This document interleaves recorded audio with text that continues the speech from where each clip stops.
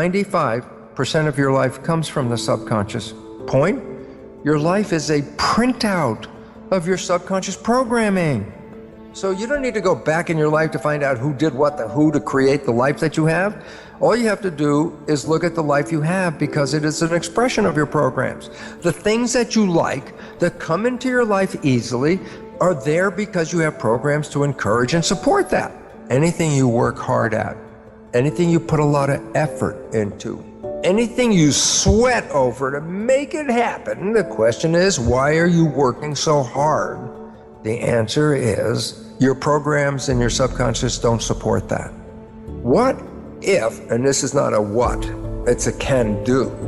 What happens if I change or rewrite my subconscious? What if you took all the negative behaviors that are interfering with your life and rewrote them with very positive behaviors, with wishes and desires that are the same as the conscious mind, so that either the conscious mind or the subconscious mind are both operating from wishes and desires? Whether you're paying attention or not paying attention, you're still playing wishes and desires. And so in other words, you can have a honeymoon life the rest of your life every day. The only reason you lost the honeymoon is because you went back and got caught up in playing the old tapes and sacrificing and sabotaging yourself without even you seeing it, and the honeymoon ends. If you had rewritten the subconscious program so that they conform and aligned with your wishes and desires, then it wouldn't make any difference if you're thinking or not thinking.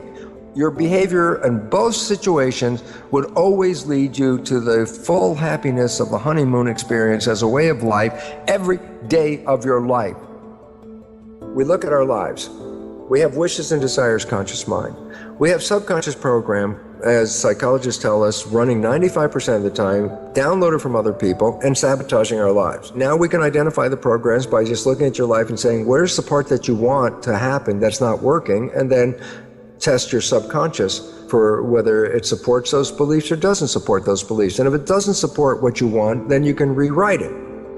Conscious mind, being creative, can learn in a creative fashion. Conscious mind can read a self-help book, and after one reading go, oh yeah, I've been educated, I know how I should do it this way, and my life could be really good if I understood this. And then you say, well, I just read the book and I understand how it all works, and yet my life is still exactly the same.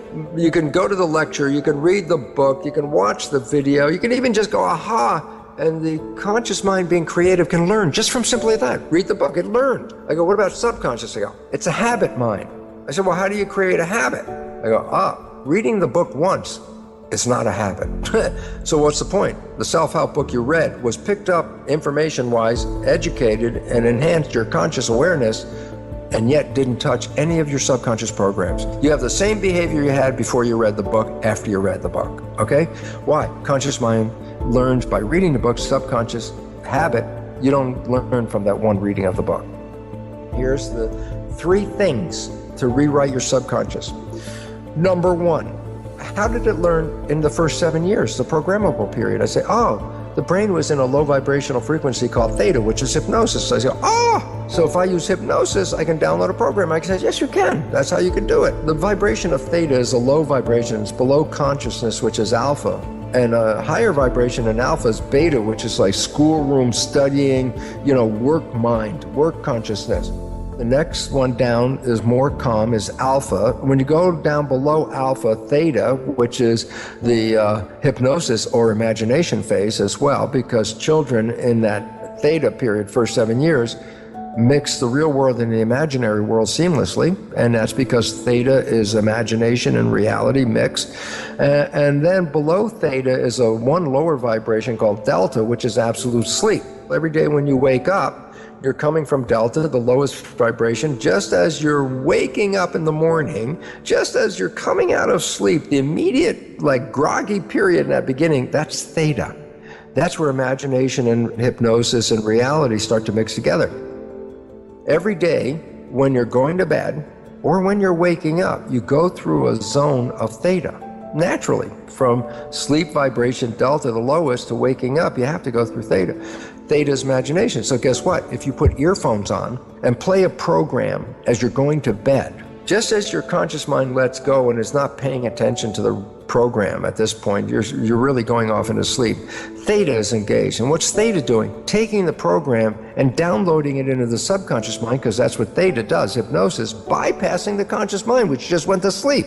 So every night, putting on earphones and playing a program of a behavior that you want to create in your life, repetition of that every night will then manifest that experience. Number two, what about programming after age 7? I go, oh, well then the conscious mind's working. So how do I put a new program in? I say, you practiced. You repeated something over and over and over again, making a habit out of it. So repetition. So I say, oh, you find that your behaviors are not supporting you, then guess what?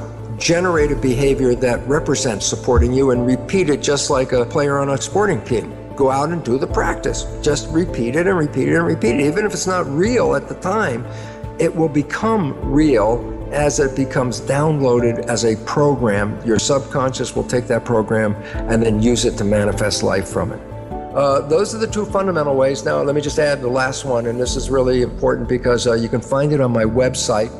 There's a whole listing of belief change modifications, and these belief change modalities all involve something called super learning. And what's relevant about them is these are practices where you can rewrite a subconscious belief in about somewhere between 5 and 10 minutes. A belief you may have had 40 years affect your life. Using some of these technologies, you can rewrite that belief, make a positive belief out of it in anywhere between 5 and 10 minutes. Yes, we've been programmed. The vast majority of the programs are negative and disempowering. So yes, the vast majority of people on this planet are having that negative experience as well. So the next most important thing now is to recognize, well, if I'm not getting what I want, is it because the universe is not giving it to me? And the answer is almost inevitably no. It's because your own program that's invisible, operating 95% of the day, is keeping it away from you.